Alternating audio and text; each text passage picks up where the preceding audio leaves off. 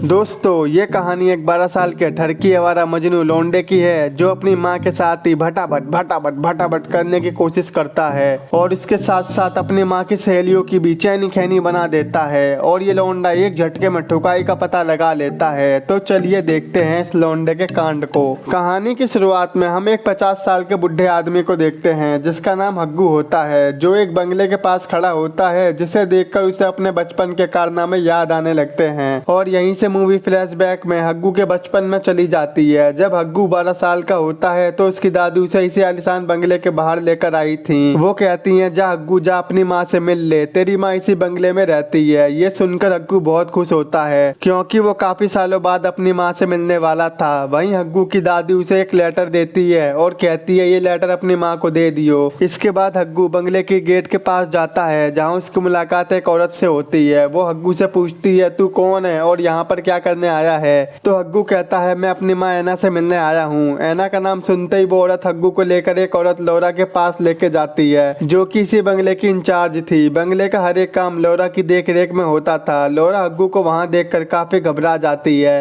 क्योंकि इस बंगले में बस भटाभट भटाभट भटाभट होता है और हग्गू की माँ ऐना इस बंगले में आने वाले हर एक कस्टमर की पहली पसंद होती थी। इसलिए लौरा नहीं चाहती थी कि हग्गू को ऐना की असलियत के बारे में कुछ भी पता चले। तो लौरा ऐना को वहाँ पर बुलाती है और उसे अपने बेटे हग्गू से मिलवाती है। काफी सालों बाद हग्गू से मिलकर ऐना की खुशी का कोई ठिकाना नहीं होता। वहीं ऐना हग्गू से दादी के बारे में पूछती है तो हग्गू से बताता है कि दादी तो उसे यहाँ छोड़कर चली गई हैं और ये लेटर तुम्हें देने को कहा था, जिसमें हग्गू के बारे में काफी सारी शिकायतें लिखी थी और इसमें यह भी लिखा था कि हग्गू जरा सी उम्र में अपना सपोला नचाने लगा है, इसीलिए अब मैं ज्यादा दिनों तक उसे अपने पास नहीं रख सकती और मैं हग्गू को तेरे हवाले करके जा रही हूँ। वहीं लौरा हग्गू को इस बंगले में रहने से मना करती है क्योंकि उसी रात डॉक्टर उस्मा ऐना से मिलने आने वाला था। डॉक्टर उस्मा एक बहुत ही पावरफुल नेता था और यह पूरा बंगला भी उसी का था और वो हफ्ते में एक बार जरूर ऐना से भटाभट भटाभट करने आता था। लेकिन ऐना हग्गू को अकेला नहीं छोड़ना चाहती थी, इसीलिए वो लौरा से झूठ बोलती है कि उसकी माँ कुछ दिनों के लिए गाँव गई है, इसलिए वो हग्गू को मेरे पास छोड़कर गई है। ये सुनकर लौरा हग्गू को कुछ दिनों तक इस बंगले में रुकने की परमिशन दे देती है। इसके बाद ऐना हग्गू को अपने साथ ले जाती है। वहाँ पर मौजूद सभी लड़कियां हग्गू को ऐसे देख रही थीं जैसे हग्गू इन सबका ढोल बजाने आया हो। वहीं ऐना जब नहाने के लिए अपने कपड़ों को खोलती है तो हग्गू उसे जी भर के ताड़ने लगता है और ऐना भी उसे मिरर से साफ देख रही थी। ऐना को पता था कि हग्गू के मन में क्या खिचड़ी पक रही है। जैसे ही ऐना नहाने के लिए बाथरूम में जाती है तो हग्गू चुपके से उसे नहाते हुए देखने लगता है। नहाने के बाद ऐना हग्गू को एक खुफिया कमरे में ले जा रही होती है। तभी वहाँ हग्गू की मुलाकात एक बदनाम औरत टमारा से होती है जिसे कुछ औरतें मिलकर रात के प्रोग्राम के लिए तैयार कर रही थी। वहीं टमारा को हग्गू को देखकर प्यार सा हो जाता है और वो उसके बारे में एक औरत से पूछती है तो उसे पता चलता है कि हग्गू टमारा का बेटा है। वहीं ऐना हग्गू को लेकर एक कमरे में आती है। वो उससे कहती है कि आज तुम्हें यहीं पर ही सोना पड़ेगा और कल मैं तुम्हें दादी के पास भेज दूंगी। तो हग्गू कहता है मैं फिर से दादी के पास नहीं जाऊंगा, मुझे आपके पास ही रहना है। लेकिन ऐना उसे समझाते हुए कहती है कि तुम मेरे साथ यहाँ पर नहीं रह सकते, कुछ दिनों बाद मैं एक फ्लैट लेने वाली हूँ, इसके बाद हम सभी लोग वहीं पर रहेंगे। इतना कहकर ऐना वहाँ से चली जाती है क्योंकि डॉक्टर के आने का टाइम हो गया था। कुछ देर बाद एक वेनिसा नाम की लड़की हग्गू के लिए खाना लेकर उसके कमरे में आती है। वो लौंडिया हग्गू को खाना खिलाते हुए इस बंगले में हो रहे कांड के बारे में खुल के बताती है और तभी वेनिसा हग्गू के पप्पू को पकड़कर नचाने लगती है जिससे हग्गू भी आउट ऑफ कंट्रोल हो जाता है और फिर हग्गू वेनिसा की चैनी खैनी बना देता है, यानी कि भटाभट भटाभट भटाभट करने लग जाता है। वहीं हम डॉक्टर उस्मा को एक बड़े पावरफुल नेता डॉक्टर चकलोल के साथ इसी बंगले में देखते हैं। दरअसल डॉक्टर उस्मा आने वाले इलेक्शन में भारी वोटों के साथ जीतना चाहता था। इसमें उसकी मदद केवल डॉक्टर चकलोल ही कर सकता था और इसीलिए डॉक्टर उस्मा ने अपने बंगले में पार्टी रखी थी। डॉक्टर चकलोल दिखने में जितना सीधा था पर अंदर से उसका छोटा पप्पू उतना ही उबाल मार रहा था। उसी को शांत कराने के लिए टमारा को तैयार किया जा रहा था। पर तभी टमारा की नजर हग्गू पर पड़ती है जो उसे छुप छुप के देख रहा था। तो टमारा हग्गू को अपने पास बुलाती है और उससे उसका नाम पूछती है तो वो कहता है मेरा नाम हग्गू है और तूने ऐसे कपड़े क्यों पहने हैं। तो टमारा उससे कहती है कि आज रात की पार्टी में मैं किसी की गिफ्ट हूँ और तुम मेरे ऊपर हाथ रखो और देखकर बताओ कि क्या तुम्हें यह गिफ्ट पसंद है। ये कहकर टमारा हग्गू का हाथ अपनी छाती पर रख देती है।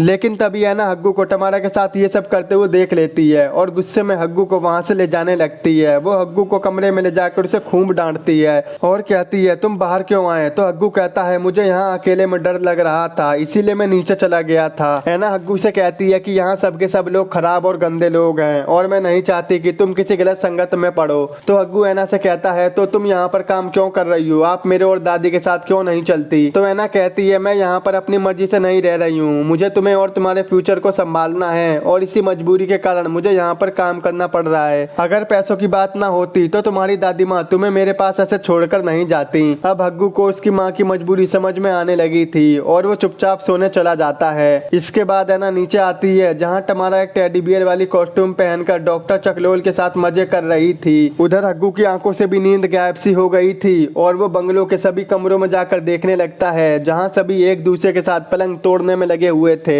वहीं पर हग्गू टमारा को भी देखता है जिसका डॉक्टर चकलोल गेम बजा रहा था, पर तभी डॉक्टर चकलोल को शक होता है कि कोई उसके ऊपर नजर रख रहा है, जिससे वो चौकन्ना हो जाता है। उसे लग रहा था कि जरूर डॉक्टर उस्मा ने उसके पीछे किसी को जासूसी के लिए लगा रखा है, लेकिन इधर टमारा को पता चल जाता है कि ऊपर से हग्गू ही ताड़ाताड़ी कर रहा है, जिससे हग्गू वहां से हटकर कहीं और चला जाता है जहां उसकी नजर उसकी माँ के ऊपर पड़ती है जो कि डॉक्टर उस्मा के साथ भटाभट भटाभट भटाभट कर रही थी। ये सब देखकर हग्गू बहुत उदास हो जाता है। उसका मन तो कर रहा था कि वो नीचे जाकर डॉक्टर उस्मा को जान से मार दे, लेकिन उसके हाथों में कुछ नहीं था और वो अपनी माँ की मजबूरी समझते हुए सोने चला जाता है। लेकिन सपनों में भी उसे गंदी चीजें दिखाई देती हैं, जिसमें हग्गू बंगले की हर एक लड़की से डनाडन डनाडन डनाडन कर रहा था। अगली सुबह डॉक्टर उस्मा का असिस्टेंट भागते हुए बंगले में आता है और उसे बताता है कि कुछ आतंकवादियों की वजह से देश में मार्शल लॉ लगा दिया गया है और इलेक्शन को भी कुछ समय के लिए पोस्टपोन कर दिया गया है। दूसरी तरफ टमारा काफी चिड़सी गई थी क्योंकि हग्गू की ताका झाकी के बाद डॉक्टर चकलोल ने पूरी रात उसके साथ कुछ भी नहीं किया था, इसलिए टमारा वहां से हग्गू के कमरे में चली जाती है और उसे किस करने लगती है। तभी हग्गू की माँ ऐना वहां पर आ जाती है। वहीं टमारा जल्दी से अपने कपड़े पहन लेती है, लेकिन फिर भी ऐना को हग्गू और टमारा के कार्यक्रम के बारे में पता चल जाता है और वो टमारा को पकड़कर उसमें 3-4 धड़के रैपट मारती है ताकि उसकी अक्ल ठिकाने आ सके। इसके बाद ऐना हग्गू को अपने कमरे में ले जाती है। वो उसे समझाते हुए कहती है अब तुम्हें यहाँ से जाना होगा, ये जगह तुम्हारे लिए बिल्कुल भी ठीक नहीं है। लेकिन हग्गू ऐना को छोड़कर नहीं जाना चाहता था, इसीलिए वो वहीं पर खड़े खड़े रोने लगता है। तभी ऐना उसे चुप कराते हुए अपनी गोद में लेटा लेती है। कुछ देर तक सोच में डूबे रहने के बाद ऐना खुद को हग्गू के हवाले कर देती है, जिससे हग्गू ऐना की चैनी खैनी बना देता है, यानी कि भटाभट भटाभट भटाभट करने लगता है। अब कुछ टाइम बाद एक गाड़ी हग्गू को वहाँ से लेने आती है, जिसमें बैठकर हग्गू अपनी दादी माँ के पास चला जाता है। अब वहाँ से कहानी प्रेजेंट में आती है जहाँ पर हम 50 साल के हग्गू को देखते हैं, जिसने अब इस बंगले को खरीद लिया था और अब हग्गू इस बंगले को एक एजुकेशन इंस्टीट्यूट को दान में देने वाला था। और इसी के सिलसिले में इंस्टीट्यूट के कुछ लोग हग्गू से मिलने आए हुए थे। उन सभी को अच्छे से पता था कि इस बंगले में कौन सा काम होता था और जब उन्हें ये पता चलता है कि हग्गू उसी बंगले में काम करने वाली एक औरत का बेटा था